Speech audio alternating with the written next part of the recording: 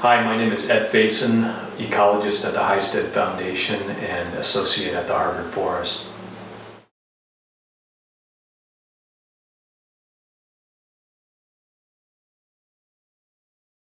As an ecologist, I study how moose and deer interact with forests and how they interact with human disturbances to influence forests over time.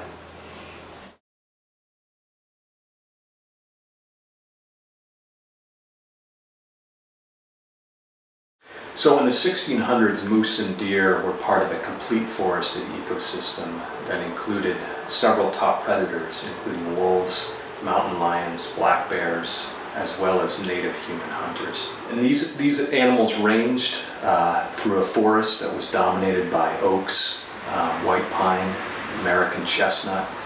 And this was a forest comprised of very large trees, probably widely dispersed, with relatively open understories.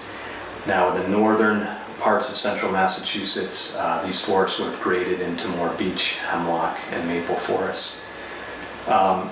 Moose and deer would have foraged on all of the deciduous species that I just mentioned, eating the shoots, the young shoots and leaves during the spring and summertime. In the winter, they would have focused primarily on hemlock needles.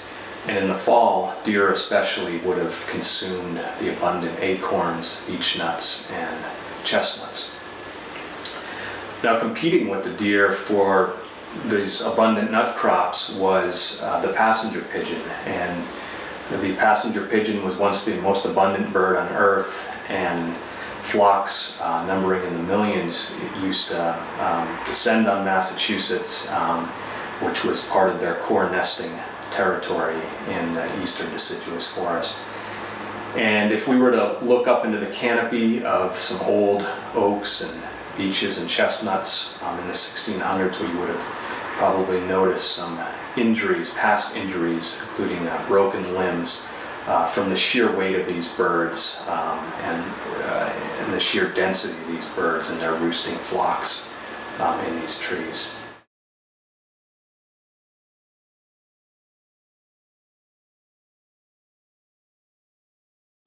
Now, in some parts of the oak pine forest would have been recently burned areas where lush, green, regenerating, herbaceous and woody vegetation would be sprouting back. In other areas, we would see tall white pines or hemlocks toppled by windstorms. And it is these disturbed areas where moose and deer would have concentrated their foraging activity. Native Americans would have intentionally ignited many of these burned areas precisely to attract these animals to this lush regenerating vegetation, so in order to facilitate their hunting of these big game.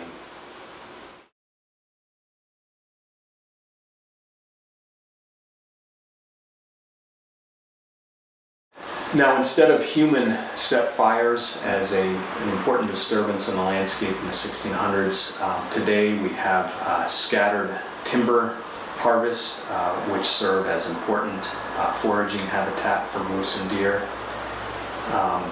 But perhaps the most important change to the landscape that we see today is the dense network of roads, human settlements, automobiles that crisscross and fragment the forest that these animals inhabit.